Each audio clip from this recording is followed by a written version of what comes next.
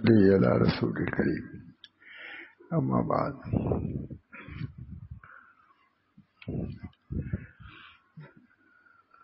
الحمدللہ علی احسانی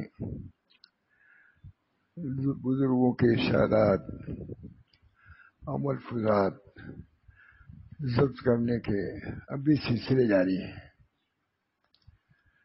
سنائے بھی جاتے ہیں، سنے بھی جاتے ہیں، اس کو بیان بھی کیا جاتا ہے۔ یہ بہت ہی مفید ہے۔ بزرگوں کے ملفوظات کے بارے میں ہمارے حضرت حاجی امداد اللہ صاحب رحمۃ اللہ فرماتے ہیں کہ بزرگوں کے ملفاظ نیک مرد را جوان مرد میں کنند، حضرت حاجی صاحب فرماتے ہیں ان کے ملفوظات سے ہمت بڑھتی ہے، حوصلہ آتا ہے۔ اس بنا پر ان ملفوظات کو بھی سنانے کا ہمیشہ سے معمول رہا۔ حضرت مولانا شاہ ولی اللہ صاحب رحمۃ اللہ علیہ تو برابر مکتوبات معصوم یہیں سے سناتے تھے۔ حضرت مولانا علی میاں تشریف لاتے تھے یا اور بزرگان دیوبند سے تو اکثر مکتوبات سے سنایا کرتے تھے۔ طبیعت نہیں جانا ساتھ تھی، میں نے کہا کہ آپ دیکھیں جو ملفوظ سامنے آیا جو مکتوب وہی سناتا ہوں، اب ہر چیز میں کمی ہو جائے۔ بسم اللہ الرحمن الرحیم۔ حضرت خواجہ محمد معصوم اپنے کسی مرید کو لکھ رہے ہیں، خلیفہ کو لکھ رہے ہیں، جن کے اس ہندوستان میں 7,000 خلیفہ تھے۔ خواجہ محمد معصوم 7,000، پورا ہندوستان طلبگاری خداوند تعالیٰ سے لبریز تھا، شاداب تھا۔ اللہ تعالیٰ ہم سب لوگوں کے اندر بھی اللہ تعالیٰ کی طلب دل میں پیدا فرمائے، اور یہ طلب ہی کا نتیجہ ہے کہ اللہ تعالیٰ بہتوں کو نواز دیتے ہیں، کچھ کیا نہیں ہے طلب دیا۔ فرماتے ہیں گر نہ خاصی داد نہ داد خاص، اگر وہ دینا نہ چاہتے تو طلب بھی تمہارے اندر نہ دیتے تھے۔ گر نہ خاص داد نہ داد خاص، اگر وہ دینا نہ چاہتے تو تم کو اپنی طلب بھی نہ دیتے۔ دینا ہی چاہتے ہیں تو طلب پہ ویسے یہاں آ گئے ہو، یہ بھی کتنی امید کی بات ہے۔ طلب پیدا ہوئی، ایک قدم دو قدم چلے، اصل تو پیاس ہے، اور پیاس کے بعد 2-4 قدم چلا پھر تو مراد ہی مراد اس کی ہوئی، نعم المراد۔ اللہ تعالی ہم سب کے اندر اپنی طرف وہ ہر حال میں ہے مولانا، خوشی میں، غمی میں، سفر میں، وہ تو ہر وقت دل میں رہنے ہی چاہیے کہ ہمارا کوئی رب ہے، ہم اس کے بندے ہیں، اس کی اطاعت ہم کو کرنا ہے، گھر میں بھی کرنا ہے اور بازار میں بھی کرنا ہے، زمین پہ بھی کرنا ہے، جنگلات میں بھی کرنا ہے، بیابان بھی کرنا ہے، مسجد میں بھی کرنا ہے۔ اللہ کی طلبگاری سے کبھی کسی وقت کو غفلت ہونی ہی نہیں چاہیے۔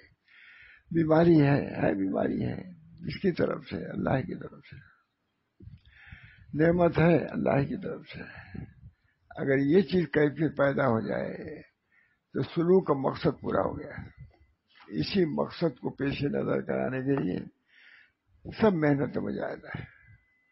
اللہ تعالی ہم سب کو اپنی طلب سے سرشار فرمائے۔ فرماتے ہیں کہ آپ کم جو تشنگی آور بدست، پانی کم ڈھونڈو، پیاس پیدا کرو۔ جب پیاس لگے گی تو ہر سامنے تمہارے کنویں نظر آئیں گے۔ آپ کم جو تشنگی آور بدست، پانی کم ڈھونڈو، پیاس ڈھونڈو۔ پیاس ڈھونڈو گے تو پانی خود تمہارے سامنے آئے گا۔ اس بنا پر آج بھی وہ اصول ختم نہیں ہوا، آج بھی ہے جو اللہ کے ڈھونڈتے ہیں، اللہ کے، اور اس کا صحیح پتہ تو وہی معلوم ہوگا۔ ایک لمحہ بھی اللہ کے رحمت جو ہے، فرماتے ہیں ایک لمحہ بھی اگر اللہ کے لیے ہو گیا اللہ پارگاہ لگا دے گا۔ پھر زندگی میں اسی ایک لمحے کے لیے پوری دوڑ دھوپ ہے۔ من اخلص للہ واحد نجا، آگے نہیں، من اخلص للہ لمحۃ واحدۃ نجا.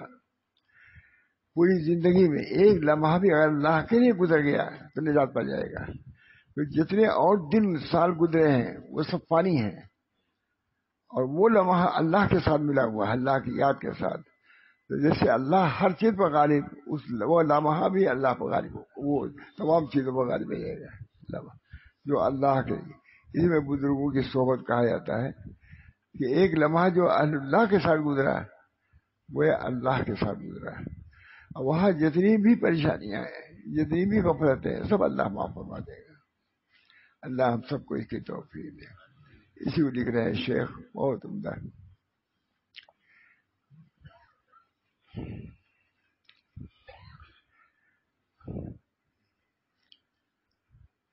اپنے مرید کو لکھ رہے ہیں. بسم اللہ الرحمن الرحیم. حمد و صلات اور تبلیغ دعوات کے بعد عرض ہے. حمد و صلات اور تبلیغ دعوات کے بعد فرض عرض ہے کہ روزمرہ کے امور و حالات حمد کے لائق. شیخ لکھ رہا ہے روزمرہ کے امور حالات، روزمرہ کے امور و حالات حمد کے لائق. اللہ ہم لوگوں کو بھی ایسے حالات، ایسے اوقات عطا فرمائے جو قابل حمد ہوں.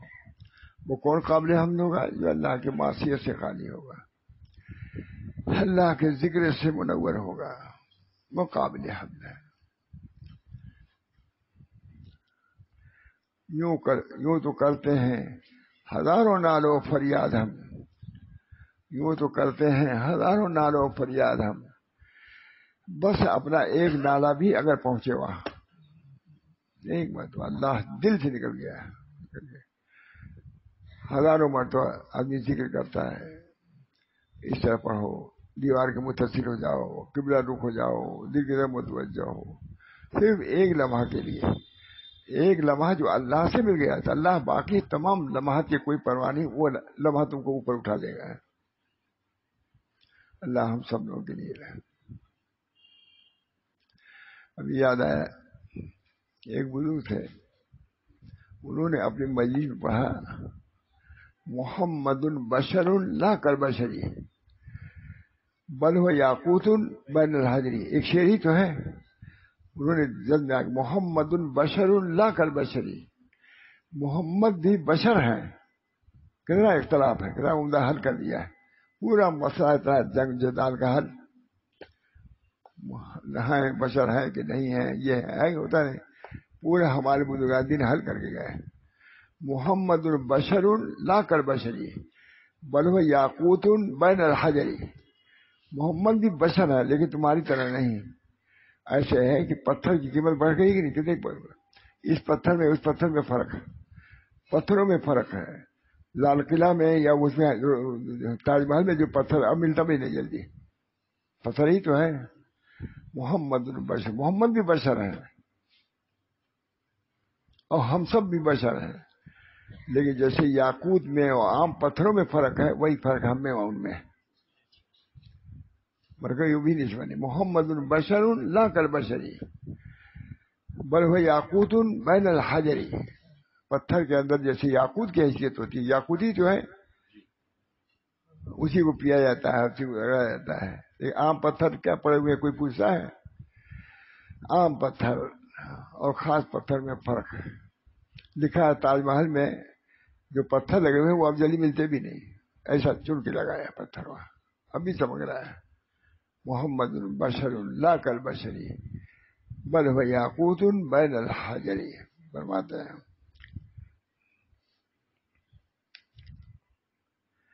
امید ہے کہ آپ استقامت پر ہوں گے. شیخ لکھ رہا ہے یہ نہیں کہ استقامت پر رہو، امید ہے کہ آپ استقامت سے رہیں. امید ہے کہ اللہ تعالیٰ استقامت سے رکھے اور طلبگاری کے لوازم سے فارغ نہیں ہوں. امید ہے کہ فارغ نہیں ہوں گے. طلب کے جو لوازم ہیں اس میں لگے ہوں گے. اللہ کی یاد، اللہ سے دعا، اللہ کی لجاجت، اللہ سے گریہ، اس میں لگے ہوں. اور ہمیشہ تشنا اور مضطرب رہتے ہوں گے. شیخ لکھ رہے ہیں دعائیہ طور پر امید ہے کہ آپ کہتے امید ہے کہ عزیز آپ بھی عافیت سے ہوں گے اور سنت منورہ و شریعت عالیہ کے راستے پر استقامت اور طلبگاری لوازم سے طلبگاری خدا سے غافل نہیں ہوں گے. شیخ نے کہا کہ آپ ایسے ایسے ہوں گے، معلوم ہے کہ یہ حالات مطلوب ہیں. ہمیشہ تشنا مضطرب رہتے ہوں گے، ہمیشہ تشنا اور مضطرب رہتے ہوں گے. طلب حق سے میری فراغت نصیب دشمن ہو. طلب حق سے سیری اور فراغت یہ دشمنوں کو نصیب ہو. معشوق کے گھر میں رہتے ہوئے معشوق سے غفلت یہ دشمنوں کو نصیب ہو.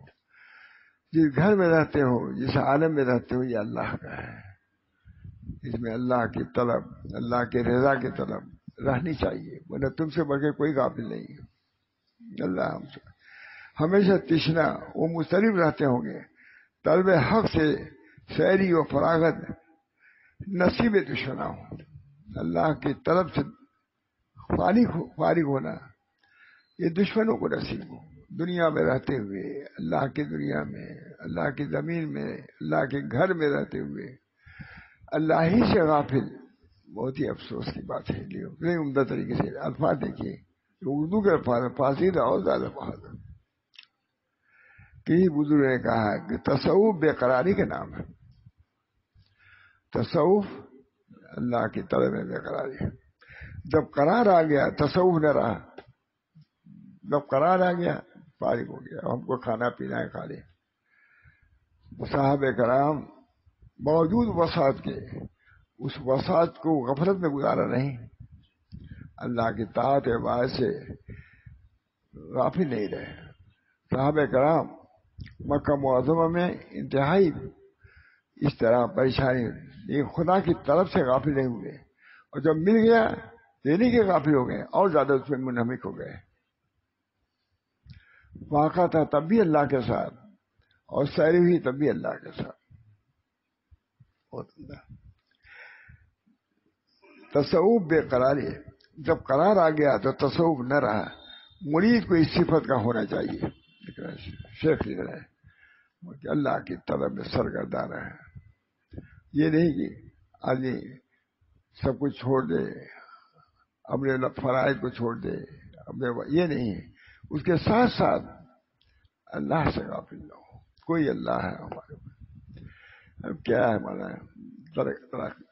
بے قراری بھی ہے، پریشانی بھی ہے.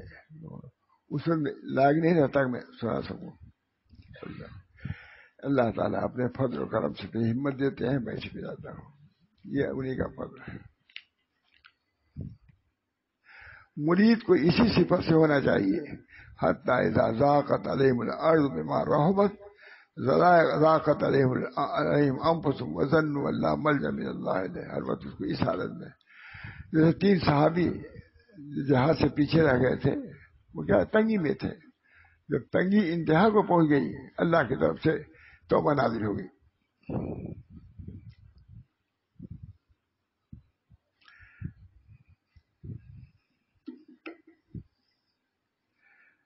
یہاں تک کہ زمین اپنی فراخی کے باوجود اس پر تنگ ہو گئی، اور وہ خود بھی اپنی جان سے تنگ ہوئی. کل جو جہاز میں پیچھے رہ گئے تھے ان کے بارے میں ہے. زمین کشا تھا، سب زمین مدینہ تو ویسی تھی، حضور بھی تھے، سب تھے. باوجود مدینہ کے کشادگی کے تنگ ہوئی زمین. کہاں جائے؟ کوئی بولتا منہ پھیل لیتا، کوئی کر لیتا. اتنے میں ایک بادشاہ نے دیکھا کہ حضور صلی اللہ علیہ وسلم کے صحابی پریشان ہیں. حضور نے ان کو گویا کہ نکال دیا ہے. خط آیا، پڑھا، کہا کہ یہ تو اس سے بھی بڑا ہوا کہ دشمنوں کی نگاہ ہماری طرف ہو گئی کہ اپنی طرف متوجہ کریں. لیکن ہے کہ عبرت کی بات ہے کہ نہیں. دشمن بھی یہ چاہتے ہیں کہ اپنی طرف سے یہ انتہائی بے قرار بے تاب ہو جائے، ہماری طرف متوجہ ہو جائے. وہاں بھی ایسے ہی ہوا. جاتے تھے السلام علیکم ہو گیا تھا. 3 صحابی جو پیچھے رہ گئے تھے ان کو یہ سزا تھی، کوئی ان سے بولے نہیں. حضور اقدس صلی اللہ علیہ وسلم بھی نہیں بولتے تھے، لیکن تھے تو وہ صحابی. جب نماز پڑھتے تھے تو حضور کنیکٹیں ان کو دیکھتے تھے. وہ صحابی جو جن سے بولنے کی اجازت نہیں تھی، وہ نبی اکرم صلی اللہ علیہ وسلم کے محبین و محبوبین تھے. ایک واقعہ ہو گیا تھا جس کی وجہ تکلیف سے ضروری تھی. جب یہ لوگ نماز پڑھتے تھے تو حضور کنیکٹیں ان کو دیکھتے تھے کہ ہمارے اس کی وجہ بڑی عمدہ لکھی ہے. کیوں دیکھتے تھے حضور صلی اللہ علیہ وسلم؟ کیونکہ حدیثوں میں آتا ہے یہ بندہ نماز میں ہوتا ہے تو اللہ سے مناجات کرتا ہے، اللہ کی طرف متوجہ ہوتا ہے. تو حضور صلی اللہ علیہ وسلم دیکھتے تھے کہ نماز اپنے رب کی طرف متوجہ ہے یہ. تو نبی کو گوارا نہیں ہوا کہ جس کی طرف رب اس کا متوجہ ہے وہ غافل ہے اس سے. وہ نماز میں تھے تو اللہ کی طرف متوجہ تھے. اب سب معاملہ الگ. اس وقت وہ کیا کام کر رہا ہے؟ اللہ کی طرف متوجہ ہے. نبی بھی مجبور ہے کہ ایسے آدمی کی طرف متوجہ ہو. ہاں حدیث ہے. اس کی وجہ صوفی لکھتے ہیں حضور کو گوارا نہیں ہوا، حالانکہ جہاں سلام تھا وہ موڑ لیتے تھے، آتے تھے سلام بھی نہیں کرتے تھے، جواب بھی ٹھیک نہیں دیتے تھے. دیکھیے جب متوجہ ہوتے تھے نماز میں، یعنی اللہ کی طرف نماز میں کھڑا ہونا ہے، گویا کہ اپنے رب سے مناجات کرنا ہے کہ نہیں؟ ایک بزرگ تھے حضرت زین العابدین، جب وضو کرتے تھے چہرہ ان کا فک ہو جاتا ہے بھائی. نے کہا بھائی تم وضو کرتے ہو اتنا گھبرا کیوں جاتے ہو؟ تمہارا چہرہ پیلا کیوں پڑ جاتا ہے؟ کہا نہیں جانتے کہ کس کے سامنے کھڑے ہونے کے لیے جا رہا ہوں؟ اللہ کے سامنے. جج کے سامنے کھڑا ہونا نہیں ہے. ہمارے یہاں یہ ہائی کورٹ ہے نا، آتے رہتے ہیں لوگ. ایک صاحب آپ پریشان تھے. میں کہا کیا پریشان بھائی؟ کہا ارے مولانا نہیں معلوم.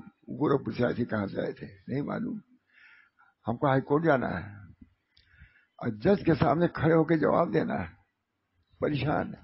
میں نے کہا آپ اتنے بڑے وکیل ہیں اور جج کے سامنے اتنا ڈرتے ہیں، آپ جا رہی ہائی کورٹ؟ تو کہا مولانا وہ جگہ ایسی ہے کہ کافی جاتا ہے.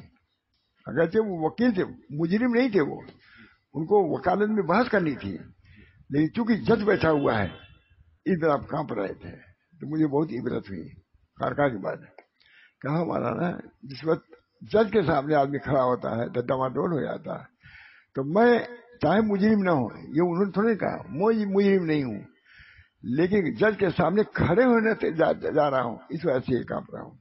وَأَمَّا مَنْ خَافَ مَقَامَ رَبِّهِ وَنَهَى النَّفْسَ عَنِ الْهَوَىٰ فَإِنَّ الْجَنَّةَ هِيَ الْمَأْوَىٰ. جو اپنے رب کے سامنے کھڑے ہونے سے ڈرا ہے. دیکھیے نہیں ہے تسبیح کا ذکر ہے، نہیں ہے تو کچھ ہے. کھڑا ہونا اللہ کے سامنے اس پر نجات ہے. وَأَمَّا مَنْ خَافَ، یہی ہے نا، وَأَمَّا مَنْ خَافَ مَقَامَ رَبِّهِ وَنَهَى النَّفْسَ عَنِ الْهَوَىٰ فَإِنَّ الْجَنَّةَ هِيَ الْمَأْوَىٰ. جنت اس کے ٹھکانا. کھڑے ہونے سے ڈر جانا یہ بھی بہت بڑی بات ہے. اللہ تعالیٰ ہم سب لوگوں کو اللہ کے سامنے کھڑے ہونے کا ڈر اور خوف پیدا فرمایا. تمہارے پتا ہے کہ ابھی زین العابدین کانپنے لگے، وضو کرتے ہی چہرہ پھک ہو جاتا تھا.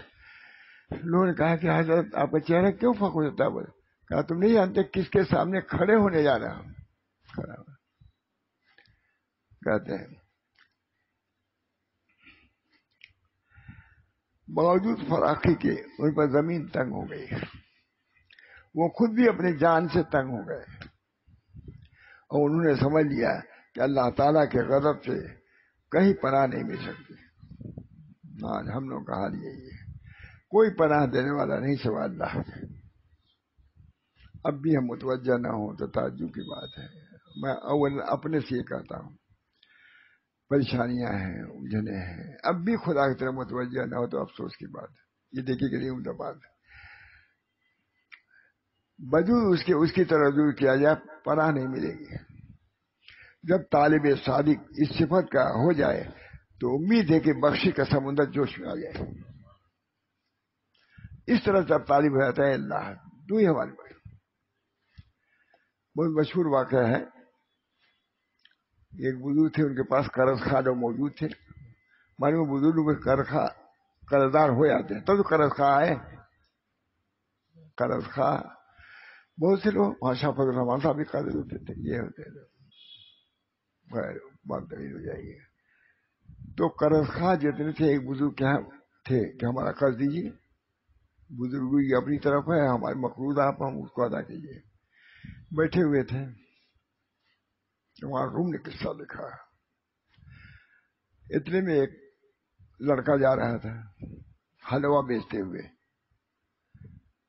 آواز لگائی کہ حلوہ اتنے میں. بلایا، کہا آگے، کہا سب حلوہ ہم خریدتے ہیں، سب کو تقسیم کر دو. تقسیم کر دیا. جب کھا لیا لوگوں نے تو اس لڑکے نے کہا پیسہ دیجیے، اس کی قیمت کیا ہے؟ کہا دیکھو یہ سب لوگ قرض خواہ ہیں، تم بھی بچ جائے اسی میں، تمہارا بھی قرض رہے گا ایک ہمارے اوپر. اب لڑکا ماں باپ کے وجہ سے لے آیا تھا، گھر کے لوگ بھیجتے ہیں بچوں کو لے جاؤ بیچو، گجرات میں بہت ہوتا ہے. لڑکے بیچتے مسجد سامنے، لڑکے ارے بڑے بڑے لڑکے اس وقت دیکھے اسی سے بیٹھے ہوئے. معلوم ہے کہ ان کی مائیں سکھاتی ہیں تجارت کرنے کے ڈھنگ. یہ گجرات میں ہم نے دیکھا ہے، ان کی مائیں تجارت کرنے کی اس طرح کوئی بنا دیا، جا کے بیچ کے جاؤ، ایسا نفع لے کے آؤ. دوسری طریقے سے لوگ بیٹھے ہوئے تھے. تو کہا کہ حضرت پیسہ دیجیے. کہا پیسہ میرا رہتا تیروں کیوں بیٹھے رہتے ہیں؟ پیسے تو نہیں ہے جس کی بنا پر مطالبے میں بیٹھے، تم بھی بیٹھ جاؤ. بیٹھ گیا. تو وہ لوگ تو اپنے گھر کے مالک تھے، بیٹھ گئے. یہ بھی بیٹھ گیا، رونے لگا کہ ہمارے ماں باپ آئے ہماری بڑی پٹائی کریں گے. کہاں کل حلوہ بیچا تم نے، کہ پیسہ بھی تم نے دیا. جب رونے لگا، غائب سے ایک آدمی آیا اور کہا سپورٹ پر اس کا ہر جو قرض تھے ان کی ایک تھیلی تھی، اس پر نام لکھا ہوا تھا کہ یہ نام دے دو. اور اس لڑکے کا بھی لفافہ آیا کہ تمہارے حلوہ کی جو قیمت ہے لے لو. سب لوگ خوش ہو گئے. اس پر مولانا روم لکھتے ہیں. بس اسی سے تار گریت کود کے تفلا، تار گریت کود کے حلوہ فروش، تار گریت کود کے حلوہ فروش. جب تک حلوہ فروش کا لڑکا رویا نہیں اس وقت بخشش کے سمندر میں جوش نہیں آیا. تان گریت کود کے حلوہ فروش، بہر بخشائش نمی آیت بجوش. بہر بخشائش جوش میں کب آتا ہے؟ جب اس کے لیے رو گئے. لڑکا رونے لگا. ہو گئی بات ہے، پوچھا اس نے کہتا یہ سب کیا بات ہوئی؟ کہا بھائی میں نے حلوہ اس لیے لے لیا تھا اور اس کو پیسہ نہیں دیا اور وہ رونے لگا تو اللہ کی اشارت تھی تم رو تو تم کو مخلوق تھے وہ بزرگ، رو تو ہم تم کو دیں گے. مجھ کو رلائی آ نہیں رہی تھی، حضرت وغیرہ تھا رولانے کے لیے بہت کچھ کرتے تھے. رو دیا، ختم جاؤ. تجربہ ہم لوگوں کو اور کیسا سلوک تھوڑی تھا، رولائی کے رکھتے تھے. ایسی بات کہتے تھے کہ رو دے آدمی. کہا مجھ کو حکم تھا کہ اگر تم اپنا قرض ادا کرنا چاہتے تو رو. مجھے رولائی نہیں آ رہی تھی اور شرط یہ تھی رو تو دیں گے. تو میں نے یہ تقبیر کیا کہ حلوہ فروش لڑکے کو یا جب اس کا مال نہیں ملے گا، حلوہ کا دام نہیں ملے گا تو روئے گا. جب روئے گا تو اللہ کے بخش جو ہے گا، ہم سب اس سے متاثر ہو جائیں گے. تان گریت کود کے حلوہ فروش. جب تک حلوہ فروش کا لڑکا روتا نہیں ہے بہر بخشائی میں جوش نہیں آتا. معلوم بہت بات اس کو علماء بیان کرتے ہیں، علماء کا حضرت بیان کرتے وہ تان گریت تفلے. معلوم ہوا کہ بات چیزیں رونے پر منحصر ہوتی ہیں. رو تو اللہ تعالیٰ دیں گے. لکھا ہوا ہے کہ سلوک انتہائی سلوک پر آدمی جب پہنچ جاتا ہے تو اس وقت اس کو یہی کہا جاتا ہے کہ رو، شکر ادا کرو. ہمارا جو بھی الفاظ ہو اللہ تعالیٰ یہ چیز ہے. دادا گریت کود کے حلوہ فروش. جب تک حلوہ فروش کا لڑکا رویا نہیں اس وقت باہر بادشاہی جو میں آیا سب کا نام یہ لفافہ پر لکھا ہوا کہ ان کا یہاں تک کہ وہ جو بیچنے والا تھا حلوہ اس کا بھی نام تھا دیا گیا ہے. ہمارا روم جوش میں آتا ہے. دادا گریت حلوہ کود کے حلوہ فروش. رحمت حق می نمی آئے بجوش. جب تک حلوہ فروش کا لڑکا روزہ نہیں اس وقت اللہ کے باہر بخشائی میں جوش نہیں آتا. معلوم کہ اب بھی وہ طریقہ ہونا چاہیے. نہیں، اتنی پریشانیاں ہیں. کئی آدمی ہیں جو دو رکعت نماز پڑھ کے روتے ہوں اللہ کی طرف، یہ اللہ ہم پریشانیوں میں ہے، ہر کسی کے الجھنوں میں ہے. معلوم ہے کہ طریق وہی ہے جو شروع سے چلا، وہی اب بھی رہے گا اور قیامت یہی رہے گا. اللہ جب وہ اپنی جان سے تنگ ہو گئے اور انہوں نے سمجھ لیا کہ اللہ تعالیٰ کے غضب سے کہیں پناہ نہیں ملتی، بجی اس کے کہ اس کی طرف رجوع کیا جائے. فرماتے ہیں، اب آگے لکھ رہے ہیں، جب طالب صادق اس صفت کا ہو جائے تو امید ہے کہ بحر بخشائی جوش میں آ جائے. طالب کو بھی اللہ کم ملیں گے. تہجد کے روئے اللہ تے کم ہم آپ سے ملیں، روتا ہی ہے، غم ہم واصل ہوں گے. یہ کیفیت پیدا ہوتی ہے اضطراری. تو اللہ تعالیٰ اس کو اپنے اختیار سے باکیف بنا دیتے ہیں. جب طالب صادق اس صفت کا ہو جائے تو امید ہے کہ بخشائش کا سمندر جوش میں آ جائے. خواجہ محمد معصوم کی طرح ثم تاب علیہم لیتوبوا، تاکہ وہ لوگ اللہ کی طرف متوجہ ہوئے اپنی خطا کے اعتراف کے ساتھ، تو اللہ متوجہ ہوا بخشش کے ساتھ. رجوع دونوں طرف. وہ رجوع ہے اپنے خطاؤں کے اعتراف، ہم گنہگار ہیں، تو اللہ پھر تم اپنی خطاؤں کا اعتراف کر رہے ہو تو میں بخششیوں کا سمندر تمہارے سامنے کر دیتا ہوں. معلومہ کی اس طریق میں سب سے بڑی چیز اپنی خطاؤں کا اعتراف ہے. ہمارے حضرت کی ایک کتاب ہے، شاید 1 مہینہ اس کو بیان کیا، الاعتراف من الذنوب من سنن نبی صلی اللہ علیہ وسلم. اعتراف ذنوب جو ہے پورے رمضان اس میں بیان کیا، پورا رمضان لکھا ہوا پوری کتاب ہے. اعتراف ذنوب اس کا نام ہی ہے. اللہ تعالیٰ جزا خیر جامی صاحب جو صاحب انہوں نے نقل کیا. 1 سال کے پورا انہوں نے جمع کیا رمضان کے، اور 1 سال کی ملفوظات میں نے جمع کیا ہے. 1 سال کے ملفوظات کا مجموعہ اعتراف ذنوب ہے، اور 1 طرف کا مجموعہ کیا ہے؟ تلاوت قرآن ہے. پورے رمضان جو بیان کرتے رہے اس کا خلاصہ لکھا اور حضرت کو دیا دیکھنے کے لیے کہ حضرت آپ کے کلام کہتا ہے. اب تو کوئی لکھتا ہی نہیں، کوئی لکھتا نہیں. ہم نے پورے رمضان کا لکھا، جامی صاحب نے لکھا، موجود اللہ ان کی مغفرت فرمائے. اور پھر 1 رمضان ہم نے لکھا، تو ان کا استغفار پہ تھا ہمارے، تو اعتراف ذنوب پر دکھلایا ہم نے. بہت خوش ہوئے عید بار. فرمایا قوم و زمان تو ایسی کتاب لکھ ہو، کتنے لوگ اللہ سے واصل ہو جائیں گے. ایسی کتاب لکھی اعتراف ذنوب، حضرت کی خاص کتاب ہو، تو پڑھنا بھی چاہیے، ہم لوگ بھی پڑھنا چاہیے، وہ سنوانا چاہیے. سناتے ہیں ہم لوگ. اس کا ہے اعتراف ذنوب کا اعتراف، گناہوں کا اعتراف کرنا. حضور اقدس صلی اللہ علیہ وسلم کی سنتوں میں سے ایک سنت ہے ان الموترس بذنبی اسألک مسرۃ المسکین وابتہل الیک ابتہال المجرم الذلیل. یہ سب اعتراف ہی تو ہے. اللہ میں رو رہا ہوں آپ کے سامنے، گریہ وزاری کر رہا ہوں، آپ ہماری گناہوں کو معاف فرمائیے. تو اللہ تعالیٰ باب رحمت کھول دیتا ہے. اللہ ہم سب لوگوں کا حال یہ بنائے. اللہ ہم سب کا، کسی کا بھی ہو جائے انشاءاللہ میرا بات.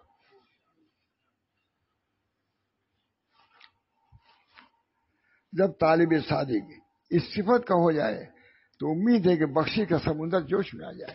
یہ بھی تو کرنا ہوگا نا. کیا آگے بھی ہے، نماز روزے کے آگے یہ بھی ایک چیز ہے، اللہ کے سامنے اپنی عاجزی کا استعداد کرنا. اللہ ہم کچھ بھی نہیں. نماز بھی اٹھے، چاہے نماز کے بعد کیا پڑھا جاتا ہے؟ استغفر اللہ 3 مرتبہ پڑھا جاتا ہے. وہ اس بارے میں تھا کہ الحمدللہ کہنا چاہیے کہ ہم نے نماز پڑھی. اب پڑھا کیا جاتا ہے حدیث میں؟ استغفر اللہ. اللہ ہم نے گناہ نماز تو پڑھی، مگر ہماری نماز بھی مثل گناہ کی ہوئی، غفلت کے ساتھ ہوئی. اس وجہ سے بندہ کیا کہتا ہے؟ استغفر اللہ استغفر اللہ استغفر. جب طالب صادق اس صفت کا ہو جائے تو امید ہے کہ بخشی کا سمندر جوش میں آ جائے. ثم تاب علیہم لیتوبوا، پھر اللہ تعالیٰ ان پر مہربان ہو، آئندہ بھی سے رجوع کیا کرے. بہت یہ بھی جو کھلا وہی نکال دی.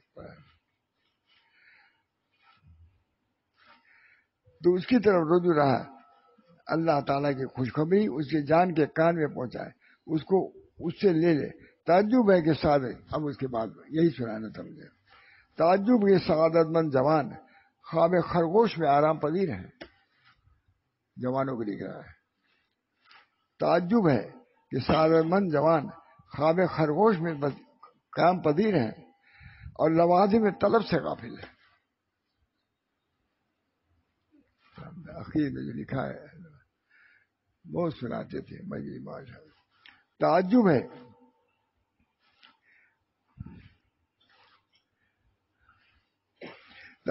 کہ سعادت مند جوان خواب خرگوش میں آرام کر رہا ہے، لٹ رہی ہے دولت سوئے ہوئے،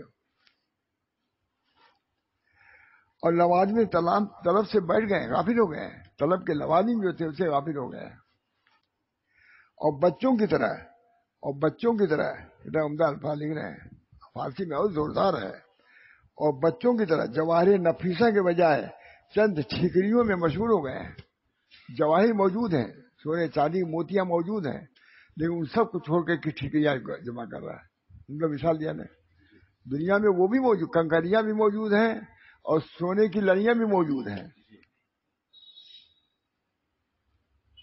اب کوئی اسی کو لے اس کو نہ لے تو اس کا قصور ہے، اللہ نے دونوں رکھا ہے۔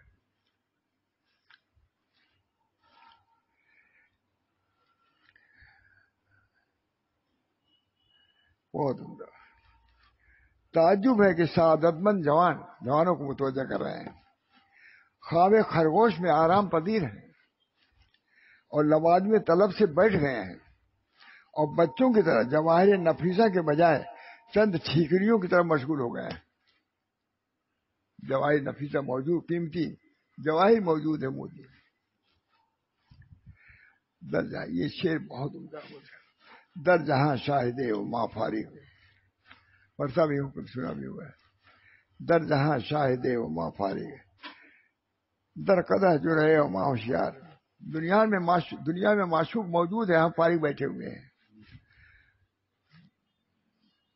برتن میں شراب موجود ہے، ہم بے مست ہوشیار بیٹھے ہوئے ہیں، کیوں نہیں پی لیتے اور اللہ کو پہنچ جاتے۔ شعر بہت عمدہ ہے۔ در جہاں شاہد و ما فارغ، دنیا میں ہمارا معشوق موجود ہے، ہم اسے فارغ ہیں۔ جہان میں ایک معشوق موجود ہے اور ہم بے پرواہ ہیں۔ پیالہ میں شراب موجود ہے اور ہم مست ہیں، مست بنے ہوشیار بیٹھے ہوئے ہیں، مست نہیں، پی کے مست نہیں ہو جاتے۔ یہ ہمارا مخلوق چھوٹا سا ہے، یہ سب کچھ تاریخ کی بات ہے، اس کے اندر برداشت کیا۔ اپنے کسی طالب کو انہوں نے لکھا ہے، میں نے اس وقت سنا دیا۔ اللہ تعالی ہم سب لوگوں کے اندر طلب صادق پیدا فرمائے، اللہ تعالیٰ کے رضا کی طلب، اللہ راضی ہو جائے۔ سب کچھ کرتے ہوئے صحابہ کرتے تھے، سب کچھ کرتے ہوئے دالیاں کاٹتے تھے۔ ایک صحابی تھے، حضور صلی اللہ علیہ وسلم عشاء کو تو بیٹھے ہوئے تھے، ایک صحابی کلاہی لے کے جنگل جا رہے تھے۔ کسی نے کہا کہ دیکھو سب لوگ تو دین میں لگے ہوئے ہیں اور یہ اتنا غافل آزاد کلاہی لے کر کے جنگل جا رہا ہے، یہ ذہن میں آ جانا کوئی بات نہیں۔ صحابہ کے ذہن میں آیا، حضور صلی اللہ علیہ وسلم مطلع ہوئے، کہا جو تم کر رہے ہو وہ بھی وہی کر رہے ہیں، تم اللہ کی طلب میں ہو ذکر کے ذریعے سے، وہ اللہ تعالیٰ کی طلب میں ہے، اپنے بال بچوں کے فکر کی طلب میں، بال بچوں کے لیے روزی کمانے کے لیے وہ جا رہے ہیں، وہ فرض ہے، تم نفل میں ہو۔ حضور کی بات سنیے، تم بھی یاد، تم بھی اللہ کی یاد میں ہو، یہ بھی اللہ کی یاد میں ہے، تم ان وظائف کی وجہ سے طلب میں ہو، وہ اپنے بال بچوں کے لیے جو محنت کریں گے، لکڑی کاٹیں گے، بیچیں گے، وہ بھی اللہ کی یاد ہے۔ معلوم ہوا اس دنیا میں ہر جگہ اللہ تعالیٰ نے اسباب پیدا کیے ہیں کہ ان اسباب کے ذریعے سے مقصود اصلی تک پہنچ سکتے ہیں۔ بہرحال اللہ تعالیٰ ہم سب لوگوں کو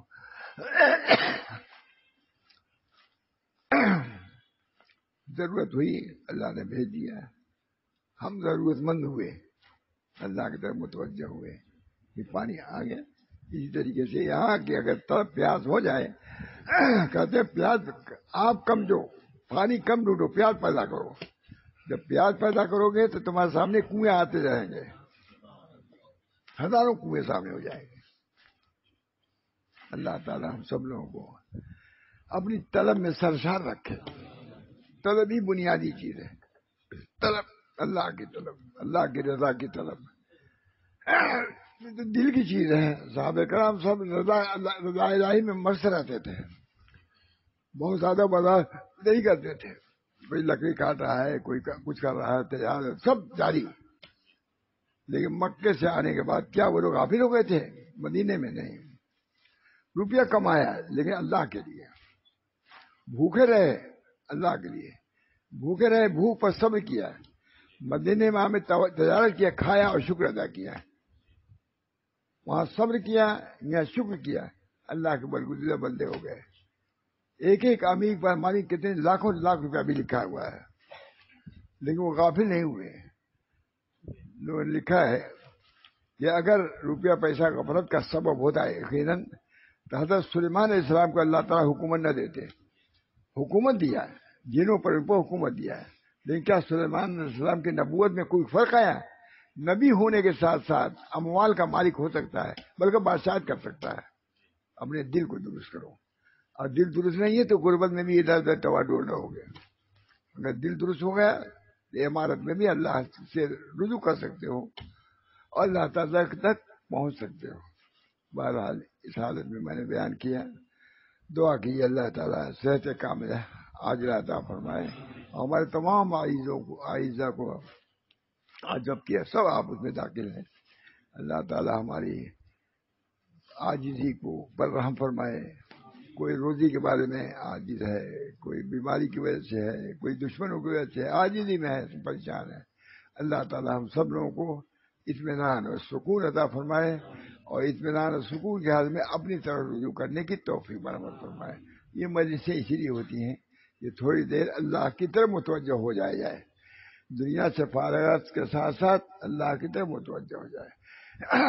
حضرت تھانوی کی مجلس میں جو بیٹھتے ہی تھے تو حضرت نے مجلس میں یہ فرمایا کہ مجلس میں بعض وہ لوگ بیٹھتے ہیں جن کو دنیا مافیا کی خبر نہیں ہوتی. بات ہو گئی. جب مجلس برخاست ہوئی، نواز شاہ وصول اللہ صاحب سے کہا ایک صاحب نے، بڑے آدمی ہے، مولوی وصول اللہ یہ بات تمہارے متعلق کہی گئی ہے. اب دیکھیے وہ یہ نہیں کہا کہ ہمارے متعلق کہی گئی. یہ بہت بڑا مرتبہ ہے کہ مجلس میں ہوتے ہوئے مجلس میں نہیں رہتے، دنیا مافیا سے غافل ہے. ایک صاحب غالباً خواجہ صاحب نے کہا، مولوی وصول اللہ یہ بات حضرت تمہارے اوپر گئی، تمہارا حال یہی ہے کہ مجلس میں رہتے ہو، یہ وصف انہی میں ہے بھی اور نہیں ہے، یہ وصف انہی میں ہے بھی اور نہیں. تو میں نے اپنے حضرت کا حال بھی بیان کر دیا. اس حال میں رہتے تھے خانقاہ میں. حضرت ماں عبدالباری ندوی کتنے بڑے آدمی، فتح پور 40 دن کے لیے چلے کے لیے گئے رہے، ہمیں کھانا کھلاتے تھے. انہوں نے کہا حضرت سے، انہوں نے کہا حضرت آپ تھانہ بھون میں رہے ہیں، خانقاہ میں آپ رہے؟ کہا میں تو جاتا تھا خانقاہ میں نے تو آپ کو نہیں دیکھا کبھی. ماں عبدالباری ندوی نے کہا کہ میں نے تو آپ کو نہیں دیکھا. کہا میں نے تو آپ کو بہت دیکھا، میں نے تو خانقاہ میں آپ کو بہت دیکھا. تو پھر فرمائی دیکھو بھائی، میں رہتا تھا تھانہ بھون خانقاہ میں، حضرت کے ملفوظات یا مقولات یا اس قسم کی کتابیں کام کیا کرتا تھا. جب فارغ ہوا جنگل پکڑتا تھا. اثر بعد میں وہاں رہتا ہے تو اثر بعد ہی ہوتا ہے، چائے پینے میں سب باتیں ہوتی ہیں سب، تو چائے میں رہتے ہی نہیں جنگل. ماں عبدالباری ندوی سے کہا لکھا ہوا ہے سر کہ حضرت میں تو کھائی میں رہتا تھا، اپنے کام میں رہتا تھا، اثر بعد چھٹی ہوتی تھی جنگل پکڑ لیتا تھا. بعد میں اس کی بھی ضرورت ہوتی، ایک سوئی کے لیے جنگل چلے جاتا رہا. کبھی کبھی ماں ضرور حسن صاحب کو لے جاتے تھے، بہت خاص آدمی تھے، کچھ اشعار وغیرہ بھی جلد ہو کے بھی سنتے تھے. بہرحال اللہ تعالیٰ نے ہم لوگوں کو بھی یہ موقع عطا فرمایا. کیا بیماری ہے کیا ہوگا، پریشانی ہے کیا ہوگا، اسے جو وقت ملے اس کو غنیمت ہی سمجھ کے کہ کام میں لگانا چاہیے. در جہاں شاہد وہاں فارغ. ہم دنیا موجود ہیں، شاہد ہمارا موجود، معشوق موجود ہے. در جہاں شاہد وما فارغ، شاہد معشوق موجود ہے، ہم فارغ بیٹھے ہوئے ہیں. درد جہاں قد ہے، اور دنیا میں قدح شراب سے بھرا ہوا موجود ہے، اور ہم مست پڑے ہوئے، یعنی مست مطلب کہ بیگانہ ہے اس سے. پر اللہ تعالیٰ ہر موقع پر، ہر جگہ پر ایسا انتظام فرماتے ہیں کہ ان کی پیاس کو بجھائی جا سکے، ان کی طلب کو کام میں لائی جا سکے. اللہ آپ سب کو توفیق دے. میں بیماری چل رہا ہوں، کہنے میں کوئی بات نہیں، بیمار ہوں. دعا کیجیے، اللہ چلنے پھرنے سے بھی تھوڑی سی معذوری ہے. دعا کیجیے اللہ تعالیٰ صحت کاملہ عطا فرمائے. گھر کے لوگ ہمارے سب محزون ہیں، غمگین ہیں بیماری کی وجہ سے. میں مسجد بھی نہیں جا پاتا ابھی اس وقت، تو مدرسے بھی نہیں جا پاتا. اس وجہ سے دعا کی درخواست ہے کہ مجھے کو نہیں بلکہ تمام اہل خانہ کو، بلکہ تمام اہل مجلس کو، سارے عالم کو اللہ تعالیٰ سکون اطمینان عطا فرمائے اور اپنی بندگی میں لگائے رکھے. یہ بھی بندگی غربت عمارت سے، غربت میں بھی غافل رہ سکتا ہے، عمارت میں غافل رہ سکتا ہے. بندگی غربت کے ساتھ کھاتے رہی یا عمارت کے ساتھ رہی ہے، جس حال میں رہو بندگی میں رہو. اللہ تعالیٰ ہم سب کو اس کی توفیق دے. وآخر دعوانا ان الحمد للہ رب العالمین. دعا بھی کیجیے. اللہ آپ حضرات تشریف لاتے ہیں، اس وقت شروع میں ذرا سے ہمت نہیں ہوتی، لیکن کبھی ہمت ہارتا بھی نہیں، بیان کر دیتا ہوں. اللہ تعالیٰ اس کو قبول فرمائے، آپ کے لیے بھی مفید بنائے اور ہمارے لیے مفید، بلکہ ہمارے تمام اہل کے لیے مفید بنائے. اللہ تعالیٰ ہر قسم کی عافیت سے نوازے اور تمام شرور فتن سے ہماری حفاظت فرمائے، ہم سب کی حفاظت فرمائے. ربنا تقبل منا انك انت السميع العليم برحمتك يا ارحم الراحمين. محمد سید نبی کریم صلی اللہ تعالی علیہ وسلم.